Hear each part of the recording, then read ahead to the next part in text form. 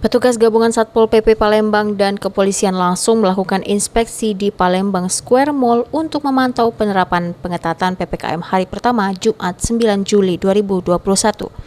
Kasatpol PP Kota Palembang, GA Putrajaya mengatakan penerapan PPKM di PS Mall berjalan dengan lancar dan para pelaku usaha sudah mematuhi aturan yang diberlakukan oleh pemerintah. Namun dirinya mengingatkan kepada pelaku usaha untuk tetap konsisten mematuhi aturan tersebut. Karena jika melanggar, pihaknya akan mengenakan sanksi sesuai dengan Perwali nomor 27 tahun 2020. Kita melakukan surat edaran Wali Kota nomor 25 2001 dan kita dari Satgas COVID-19, dari Kapolres Tabes, dari Kejaksaan, Satpol PP melakukan tindak lanjut daripada sosialisasi kita kemarin 2 hari dan berlaku efektif hari ini tanggal 9. Dan setelah kita adakan pengecekan di lapangan, semuanya mematuhi, terutama pelaku-pelaku usaha.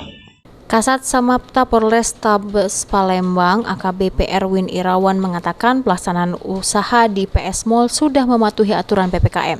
Sementara untuk swalayan dan tempat penyedia obat masih dibolehkan untuk buka hingga pukul 8 malam. Mungkin dari beberapa pihak mall sudah memahami aturan yang diberlakukan oleh pemerintah. Seperti kita lihat, Matahari sudah tutup.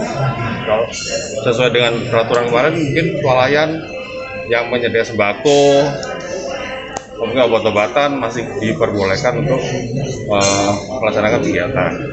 Mungkin masih dibatasi oleh sampai jam 8 malam. Ya, artinya sih kita dari pihak manajemen untuk saat ini selalu patuh dengan taat dengan aturan yang diberlakukan baik dari pemerintah setempat, Pak. Mungkin operasionalnya sendiri mall ini dari jam berapa sampai jam berapa, Bu? Kalau kita opennya selama sampai dengan tanggal 20 Juli sesuai yang diinstruksikan, yaitu dari jam 10 pagi sampai dengan jam 5 sore. Jam 5 sore itu setelah jam 5 sampai jam 8 yang beroperasional adalah supermarket, kemudian farmasi, dan untuk resto-resto hanya melayani delivery order. Sandi Pratama, PAL TV.